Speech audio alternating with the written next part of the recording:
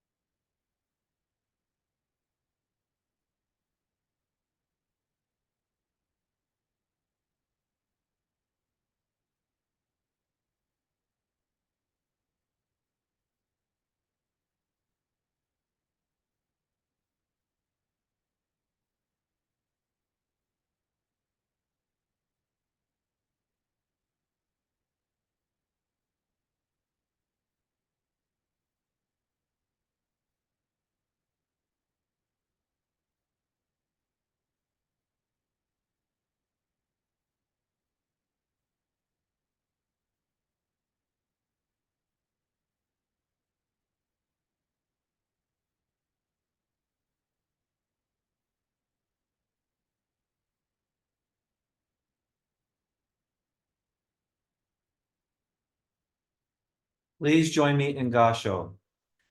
Namo Amida Butsu. Namo Amida Butsu. Namo Amida Butsu. Namo Dots. Namo Dots.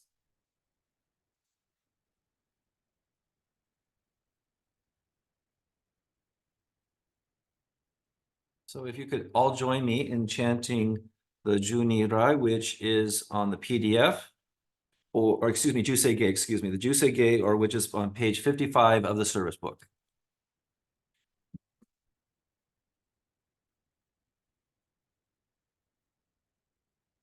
가건 조세간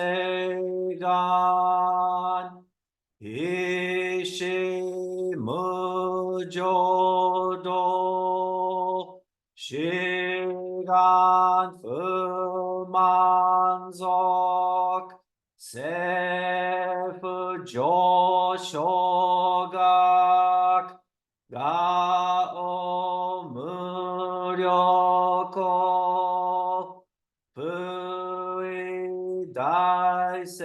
부이다이세슈 부사이쇼빙그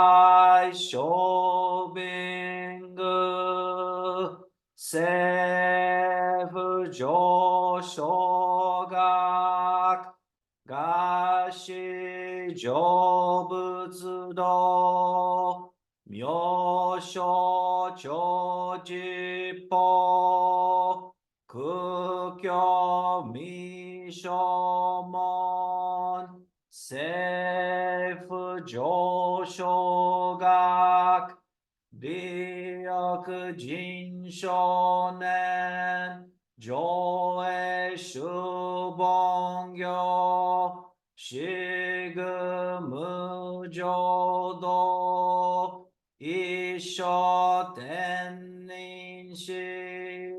진니키엔다이코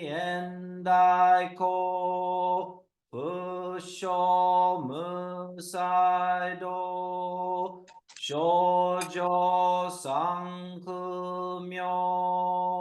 고사이슈야크난 가히진예겐 메시고모안 閉塞小悪道、通達全宗門、高僧上満足、いよろじぽ、日月修寿期、天候恩不言、一種解放像、公正功徳法、上王大衆寿、説法四式、供養一切仏、具足修徳本、元年出場満、得意三害音、如仏無下知、通達未不詳、願学営利、投資最小損、志願若果大仙王感動、国書天人、東宇妙見、なまなむ、なまなむ、なまなむ、なまなむ、なまなむ、なまなむ、元にしく読、平等正祭、同発菩提心、往生阿難陀。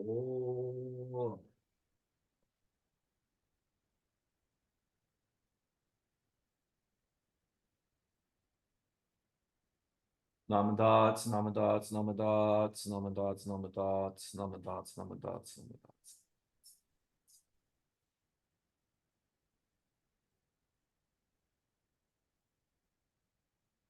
Good evening, everyone.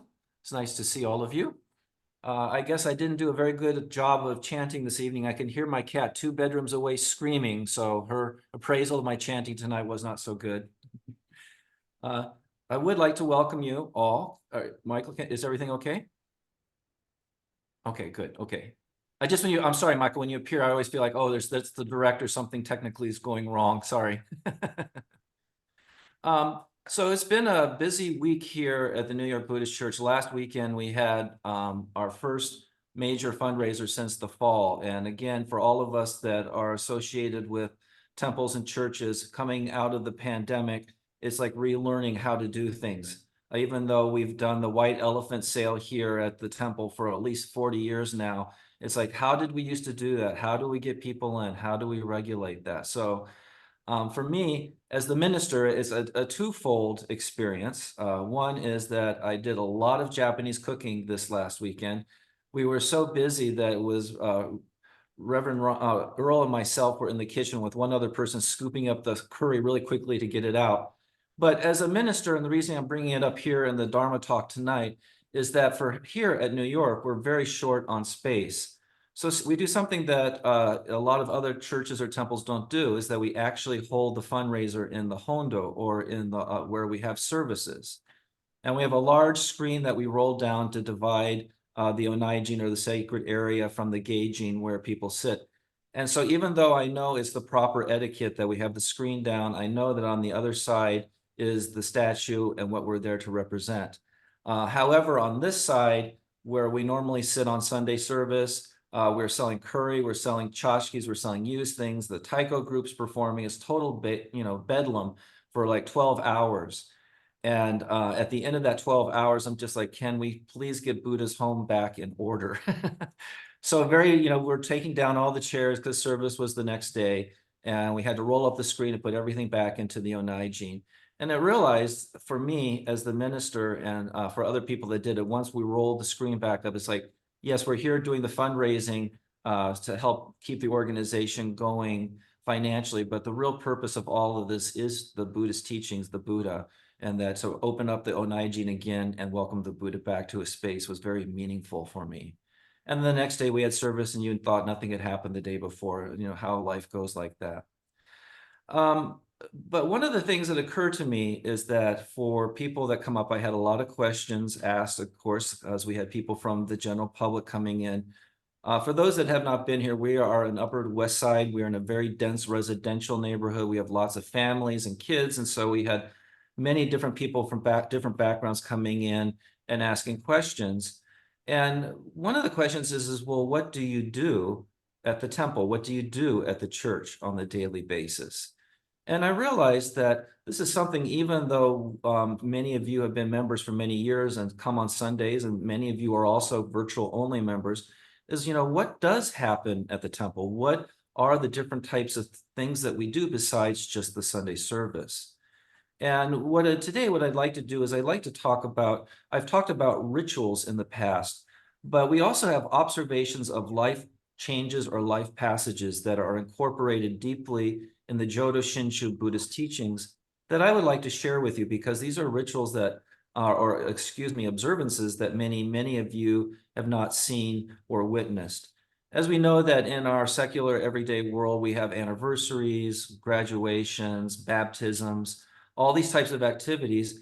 And a common question I get asked is, do Buddhists have baptisms? What are these different things that we do at the church?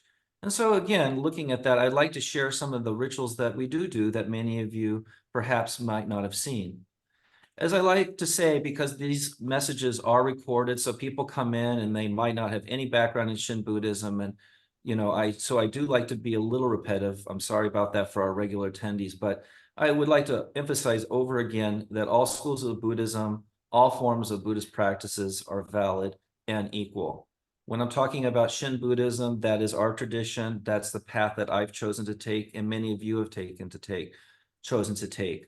But it does not mean that any of the other schools are less valid. So when we talk about what we do here at the Shin Temple and how it's different, it's not that it's better or superior. I think it does help give an insight in how the philosophy or the worldview might be a little different from the Shin perspective. So the first one that I don't know if this is followed through, but one of the first programs that we have, people ask, is there a baptism in Buddhism? And we know that in so many of the Christian traditions and other Judeo-Christian traditions, that baptism is very significant. I've had people get almost panicky to me because it's like, well, if you're not baptized, what happens if someone dies before they receive their Buddhist name? And we'll go into the details, or not the details, but the philosophy behind, that the afterlife is addressed and is guaranteed for everyone once they start the path. So you do not have to have this ordination. You do not have to have me as Reverend Rai bestow upon you a Buddhist name, or the bishop, or even the Gomonshu or head abbot in Japan. So the first presentation that we have, and I am very fortunate to have done this. We don't do this very much in America, and it's called Hatsu Mari. And it's not Hana Matsuri, which it sounds like, which is the fall festival, the spring festival of flowers. This is Hatsu Miyari, which means infant presentation. And I did this, and I did not do this at Ekoji, but I did do this at both the Fresno Temple and at the Placer Temple. And what it is that when a child is born to people that follow the Buddhist path, traditionally they want to introduce them to the Sangha. So in the traditional Japanese way, you might have seen pictures. A lot of times you'll also see this practice done at Shinto shrines where the husband and wife of the couple will come in and will have the baby very elaborately dressed. In the Japanese tradition, it's almost like kimono cloth. And they come in. And what they do is it can either be done in private, which is maybe a reason that some of us haven't seen it, or it's done to introduce the family to the entire Sangha. Is this a baptism? No. What this is that the family saying, I would like to introduce this newborn, new life form to the Sangha. I don't, so they're not saying my child's a Buddhist. We're not making that obligation. They're just saying, welcome, this is the Ekoji Sangha, this is the Seabrook Sangha, this is the New York Sangha. And then the child has come forward, and then I give them, and this is the part that I love, is that they have these little onenju that are about the size of a Gerber spoon. Guess what's the first thing they always do? Every time the parents are pulling the onenju out of the baby's mouth, right? And then everybody laughs, and then they turn around and they present the child. So again, the idea of that in the Buddhist teachings is that you're not born a Buddhist, that you, and we'll talk later about the Kyoshiki service, where you take on a Buddhist name and say that I am taking refuge in the teachings. A very different type of paradigm or a different kind of thought process than a baptism. And so then this is done when the child is less than a year old. So many of you participate in the Kyoishiki service or the affirmation or confirmation service, and this is very significant. I like to talk about the symbolism behind it because in our modern way of doing things, it tends to be when the bishop is coming. But why is it important that the bishop come? Why is it important that the bishop officiate the ceremony? As I've mentioned to you before, one of the universal teachings in all Buddhist schools is taking the three treasures, taking refuge in the Buddha, the Dharma, and the Sangha. And what you are doing is that when you get ordained, the idea is that you are doing this, and what they do is for us, that Eric, myself, when we went to Japan, we had our heads shaved. And what they would do is that the Gomonshu would take the razor and say, you take refuge in the Buddha, the Dharma, and the Sangha. And that means that you're taking that step forward. So this is such an important step. And again, when we talk about the idea of Dharma transmission, meaning that all the way back from the time of Shakyamuni Buddha, the historical Buddha, the teachings have been passed down generation to generation over thousands of years. So our symbolic gesture of passing that Dharma transmission on from Shakyamuni Buddha is through our head abbot, the Gomonshu in Japan. So our head abbot is the one that has the celestial, the religious rights to bestow upon us the three treasures. And so for us in the United States, the bishop, he doesn't come, so we have the next person, the bishop. And it's so funny because unfortunately, as you heard, the bishop was sick when he came to the East Coast this last January, and he was supposed to go to the Albany Sangha and perform the service. And so I was the middleman between that Sangha and the bishop. It's like, well, can he just record the message and then we touch and hand out the thing? No, we go back and forth. And what it does, it talks about, it's very symbolic. And so even if the bishop was on an iPhone, because they had problems with their internet, he has to be live to give you that Dharma transmission. That's how significant and symbolic it is. Having a recorded message does not do it. The idea is that he is bestowing upon you that transmission from the Gomonshu, going back through time all the way to Shakyamuni Buddha. Now, as a minister, when people approach us and fill out the applications, sometimes parents will say, oh, I'd like my child to go through this service. And obviously, if the parent is very persistent, if let's say a child's 5 years old, we will accommodate that. But the idea is that we encourage them to be young adults, at least teenagers, for them to make that decision on their own, that they want to take the three refuges, that they are saying, I'm taking refuge in the Buddha, the Dharma, and the Sangha. And I'll tell you, unfortunately, I was not participating this last January, but the January before at Ekoji, I was on the Zoom line and we had several people going through that service. And it was very intimate because you could see the people, and a lot of people were crying because it's such an emotional service. Just three simple words, but it does carry a lot of weight. So then people say, well, what is this Buddhist name that you receive? And the idea is that from when our physical life ends on this earth, when our physical form is no longer here, then theoretically we are referred to in nirvana or the land, the Pure Land beyond, by our Buddhist name. And so when the person, in this case, the bishop, tries to figure out what would meet the person's personality, they take the names from the sutras. And for me, I was very touched because Bishop Yamoka in the early 1990s, he just passed recently, wonderful man, came, and I was at the Seattle Betsuin and I received my Buddhist name. And my Buddhist name is Kyosei. And Kyosei translates as the teacher of the vow. The whole point of Jodo Shinshu is the vow, the 18th vow. Our head temple is called the Honganji, meaning the temple of the vow.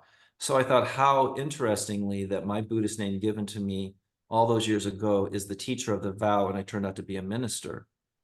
Those that do want to go into ordination, Rich Shinran had over 6 Buddhist names. And every time you go through a different level of ordination, they say, do you want a new name? And I go, no, no, no. I have this perfect name that was given to me by Sensei in Seattle all those years ago.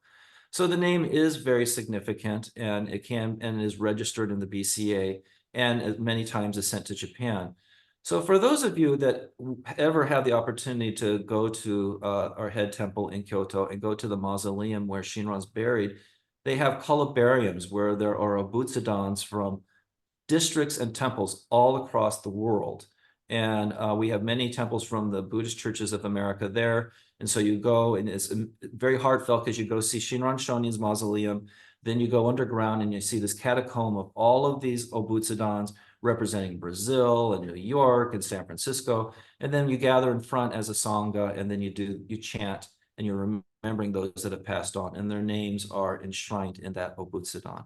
So it is very, very significant, and it does go back not only to us on a national level, but it goes back to our spiritual home in Honzan in Japan.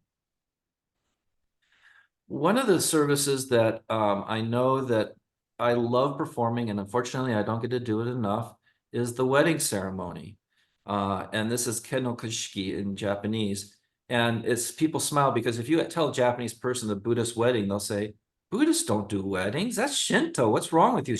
Buddhists do funerals, right? And for most of them, they do. And the reason that I'm bringing this up is because the symbolism with a with a Buddhist wedding is specifically Dharma centric. It's beautiful. Anybody, as you know, can get a marriage certificate. They can stand in front of the clerk. They could have someone sign off. It's so easy to do.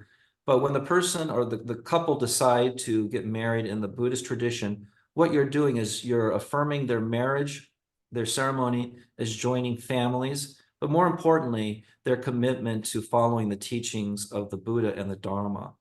So if you ever have the chance, and I know that Andrea and Eric Ishii would love me to do more weddings at Ekoji, and I'd love to do it because they're beautiful ceremonies and they are touching, especially for people that identify as Buddhist. Though ironically, I'm trying to think, I've only done 1 out of 20 weddings where it was both couples identified as Buddhist. It's usually inter-spiritual marriage. So what you do is that you have the robes and you're doing chanting, and then you turn to the bride and the groom, and then you take out your chuke, and then and they put their marriage rings down, and then you turn around and put it on the table behind you where the myogo is, and then you turn around and then you do the Buddhist service. And so there are wedding onenju. So the idea is that the symbolic, not only are they later giving each other wedding rings, they are giving each other onenju. And so what you do as the minister, you take the onenju, you do a swipe over the incense, you give it to the bride, and then she puts it on the groom's hand who's in gasho, and vice versa. And then you do the vows, which are basically saying to be faithful to each other and to follow the principles of the Buddhist teachings. So even within the wedding ceremony, we're not only affirming their love for each other and their legal status as becoming a unit, but also their spiritual connections. And it's quite a beautiful ceremony. And I won't dwell on the funeral services because we all, unfortunately, probably at one point or another, have had the exposure of going through that rite. So we start off with the infant presentation, then we go to the name ceremony. The other thing is for those that are at larger, more traditional temples, there's Girl Scout Buddhist Awards, there's Boy Scout Buddhist Awards, Eagle Scout Buddhist Awards. There's all of these wonderful things that we do that incorporate the Buddha Dharma into these people's lives. But then when it comes towards the end, which is inevitable, unfortunately, there are what we call the funeral rites. And I will do this very briefly because, we've discussed this before, but the main point that I want to make in this idea of what we do from a Jodo Shinshu perspective is that when we do the first service, which is the Makata Gyo, or it literally translates as the Pillow Sutra, and that is when the minister or the minister's assistant will go to someone upon their deathbed. Instantly, people say, "Oh, is this a deathbed rite? Oh my gosh, Reverend Rai didn't make it in time and my mother passed. Does that mean she's not going to the Pure Land?" No, not at all. And that's why I'm bringing this up. I want to make it very clear that the Pella service is to comfort the family, that in Jodo Shinshu Buddhism, when we leave this world physically, we know we're assured. So it's not a deathbed rite. If this Pella service or Makata Gyo is done after someone's passed, that's okay. Actually, in Japan, they usually do it when the person is still coherent because they want to hear the sutras for the last time. And for those that have done this, it's a very meaningful service because the family's there, and then once you start the chanting, everybody lets go of their emotions and that's when the tears start flowing, and that's when they hear the Dharma, and it helps fill the room with more than just grief. It's the passing of their loved one. The interesting thing is that when I did my only pillow service at Ekoji 10 years ago, it was for a Korean family. And so I said, I'm doing a Japanese chant. Is that okay? The Korean-born daughters looked at their mother and spoke to her in Korean. She says, okay. And so I did the chanting and she smiled. She said, thank you. Because even though it was not in Korean, though it's not even in contemporary Japanese, that hitting the chime, breaking the silence, saying the words of the Dharma, and then doing closure is so important for the family and for those in attendance. So again, when you hear about a Makata Gyo, it's not a deathbed rite because that is self-assured that we do not have to worry about that. Then there's the funeral service.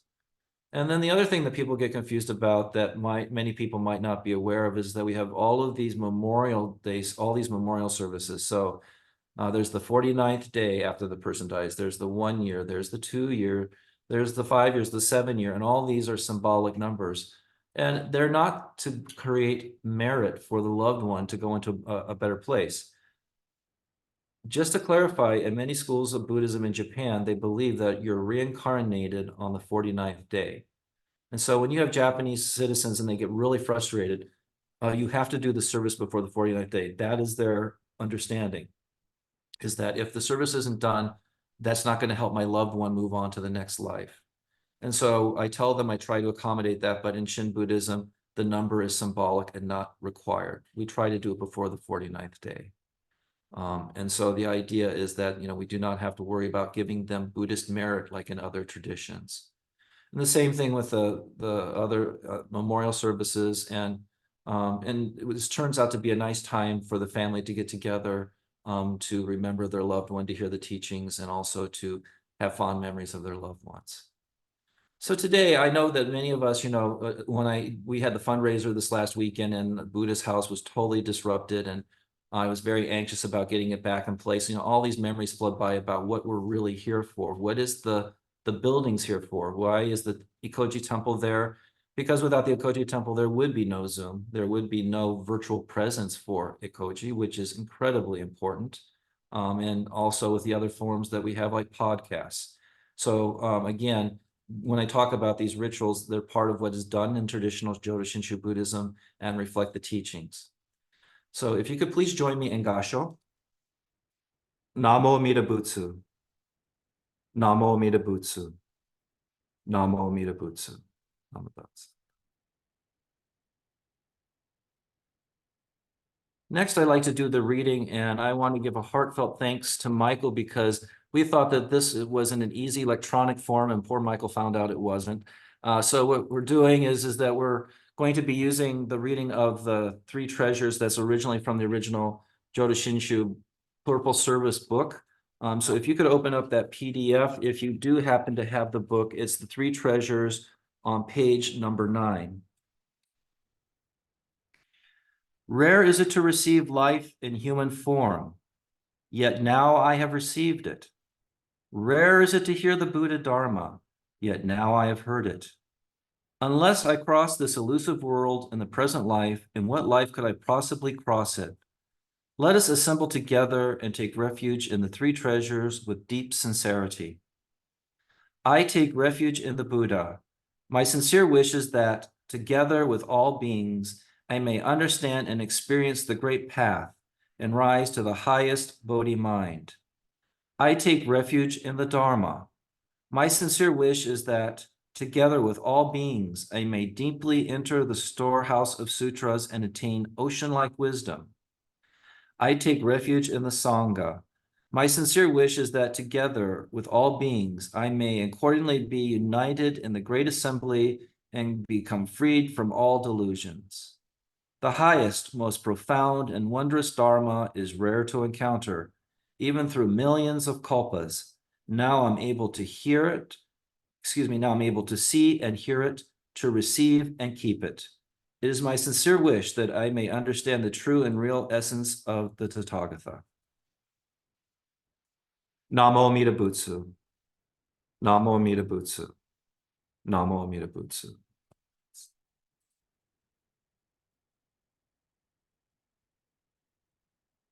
Okay, I'd like us to finish up with a very short silent sitting. Please, if you could sit comfortably in your seat with your back straight and your arms and shoulders relaxed.